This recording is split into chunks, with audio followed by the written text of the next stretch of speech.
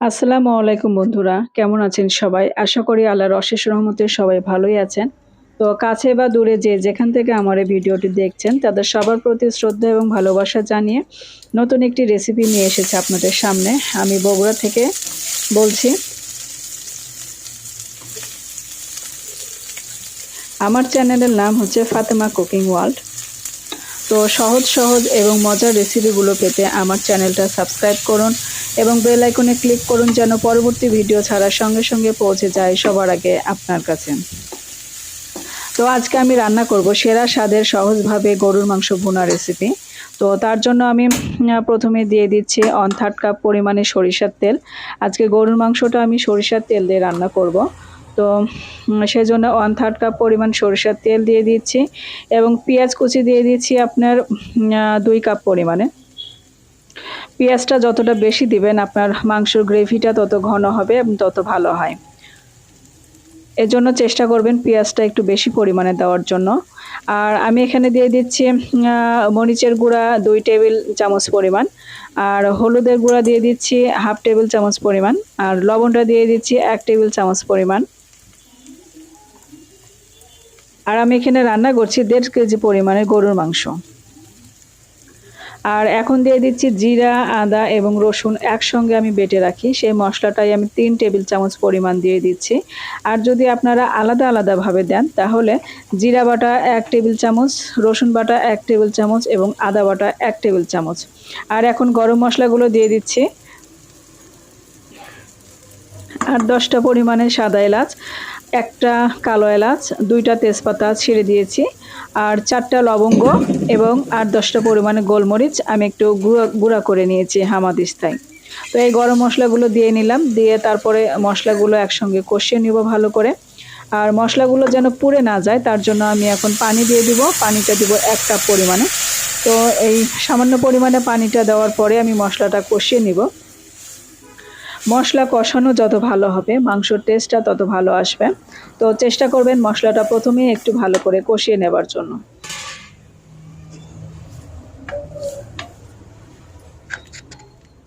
আর মশলাটা কষানো হয়ে গেছে এটা আপনারা কিভাবে বুঝবেন? যখন দেখবেন মশলা কষাতে কষাতে আপনার পানিটা শুকিয়ে যাবে এবং পেঁয়াজের উপরে মশলার উপরে আর কি তেল ছেড়ে দিবে, সেই মুহূর্তে বুঝবেন যে আপনার মশলাটা কষানো হয়ে গেছে। তো এখন আমি দিয়ে দিচ্ছি গরুর মাংস। গরুর মাংসগুলো আমি রেগুলার পিস করে আগে কেটে ধুয়ে রেখেছিলাম।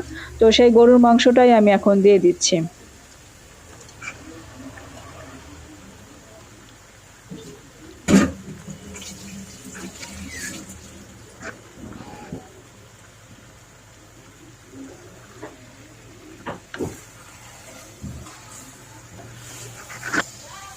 তো গরুর মাংসটা দেবার পরে আমি মশলাগুলো সব গরুর মাংসের সঙ্গে একসঙ্গে ভালো করে মিশাবো। এই যে দেখতে পাচ্ছেন এইভাবে পুরো মাংস নেড়ে চেড়ে মশলার সঙ্গে মিশাতে হবে।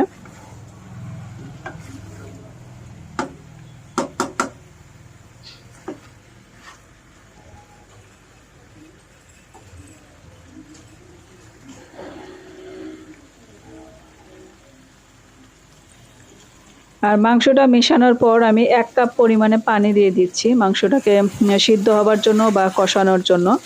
আর 1 কাপের পানি বেশি দিবেন না, 1 কাপ পরিমাণের বেশি, কারণ মাংস থেকে যে পরিমাণে পানি বের হবে আর 1 কাপ পানি যে দিলাম এই দিয়ে মাংস কষানো সিদ্ধ হয়ে যাবে সুন্দরভাবে। তো এই যে নাড়াচাড়া করতে করতে দেখতে পাচ্ছেন মাংসের কালারটা চেঞ্জ হয়ে আসছে এবং মাংসের কালারটা অনেকটা লাল খয়েরি ধরনের চলে আসছে।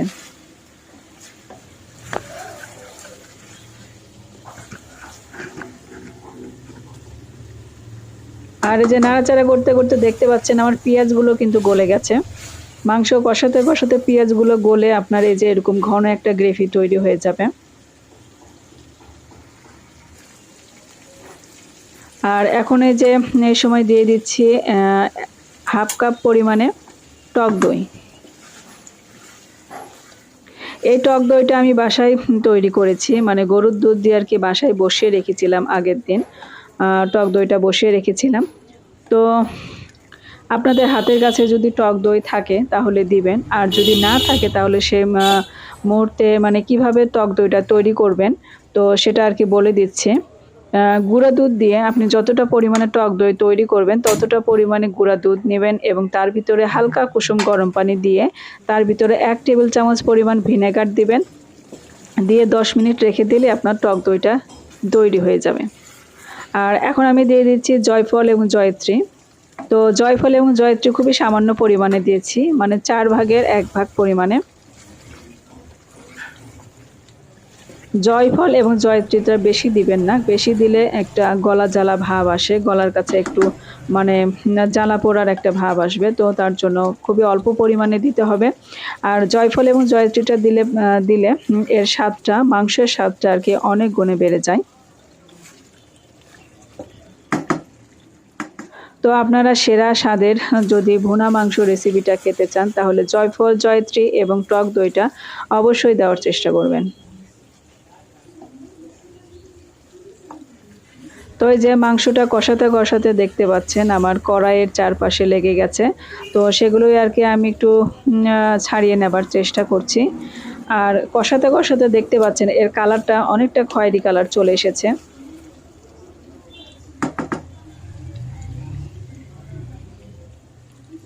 তো আমি কষানো প্রায় হয়ে গেছে, তো এই মুহূর্তে আমি লবণটা চেক করে নিচ্ছি যে লবণটা ঠিক হয়েছে বা কম বেশি।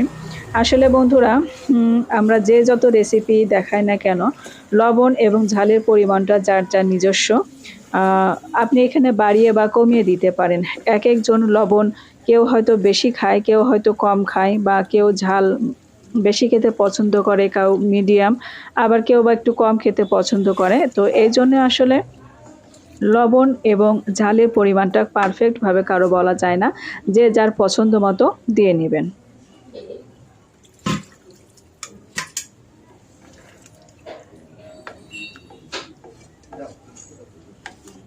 আর আমার এই মজার মজার রেসিপিগুলো পেতে আমার চ্যানেলটি সাবস্ক্রাইব করুন এবং বেল আইকনে ক্লিক করবেন যেন পরবর্তী ভিডিও ছাড়ার সঙ্গে সঙ্গে পৌঁছে যায় সবার আগে আপনার কাছে।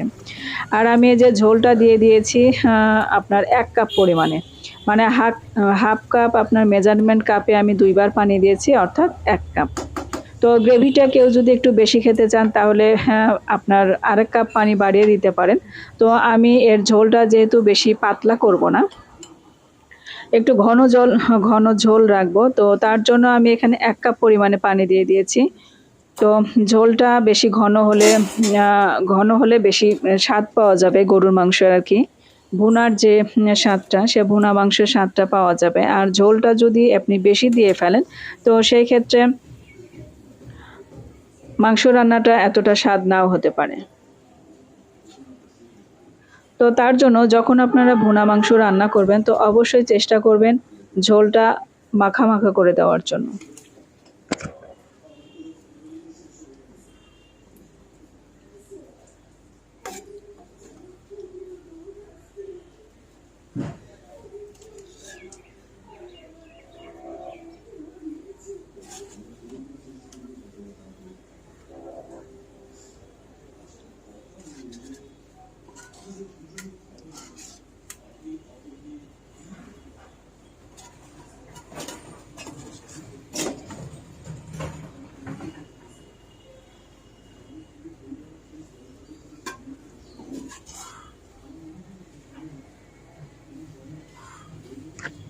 তো গরুর মাংসের ঝোলটা আপনারা দেখতে পাচ্ছেন এত লোভনীয় হয়েছে যে দেখলেই খেতে মন চাইছে।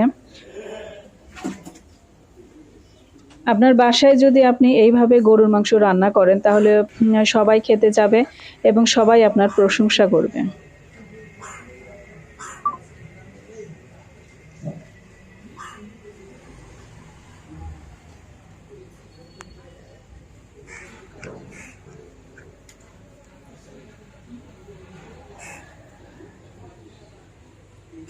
তো বন্ধুরা, সবাই ভালো থাকবেন, সুস্থ থাকবেন। আল্লাহ হাফেজ।